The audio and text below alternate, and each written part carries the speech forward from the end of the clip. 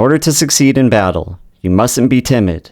One does not discover new land without consenting to lose sight of shore for a very long time. A certain confidence can often be detected that will send many running for the hills. But what about the few that not only embrace that, but they meet you halfway? Moments like these require discipline and awareness. Know that no matter where you are on the battlefield, the perfect counter move lay wait. As per request, I'm going to lay out several counter moves that counter movement. So next time that movement sweat tries to pull a fast one on you, you can kindly dismiss him back to the lobby. Let's start things off with mirror strafing. I catch this duo by himself and get a pretty easy knock.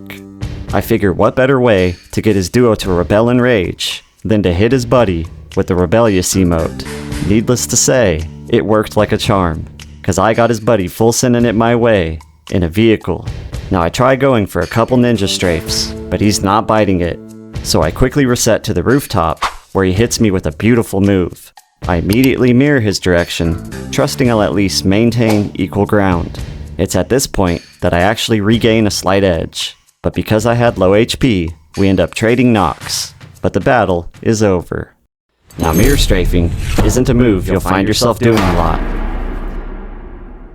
U-turn strafing, on the other hand, may be the single most important counter move in my bag. As soon as an enemy gains leverage behind me, I rotate around with a tactical sprint. Once I'm facing the other direction, I slide, then cancel at a point of contact.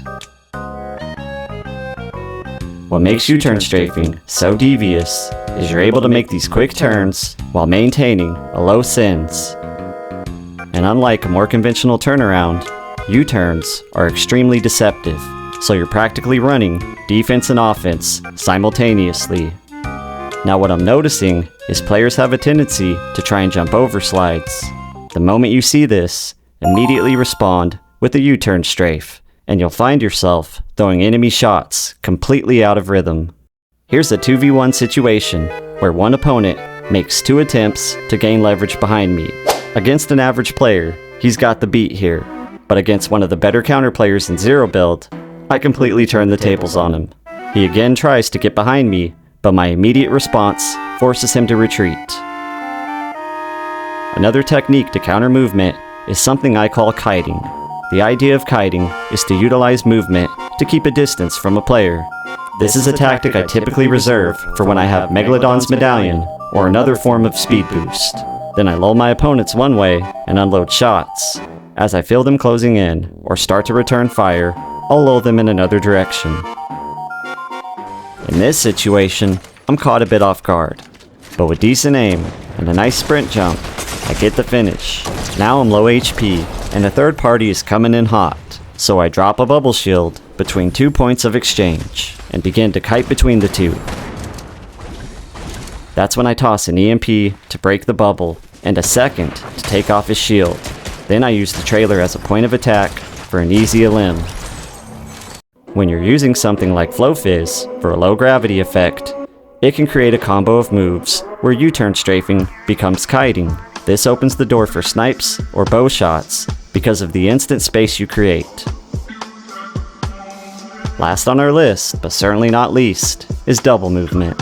If you're able to lose an opponent one way, then go for a second or even third move before they can even react, then there isn't much movement they can provide because you've got them lost in the sauce. Let's take a look at this play, as it's more than meets the eye. I ring out a few shots with my SMG, and as he retreats, I hold the corner and thirst my previous knock. By reading visuals and sound, I time a sprint jump out the corner and immediately circle back in. As I blow by him a second time, I locate a shotty, which I desperately needed at the time, and it's all she wrote. Let's highlight one more play. I make a sharp cut with a slide, and before my opponent turns my direction, I go for an immediate sprint jump over, allowing me to maintain complete position advantage. In conclusion, there's a multitude of ways to counter movement. Your ability to properly read and react to these methods will likely see more success if you put in the time and practice in creative. This will help give you an understanding of how players react, as well as build up muscle memory with certain moves you find the most success with. But that's it for now. As always, thank you guys for watching, And be sure to follow for more tips from Clipped.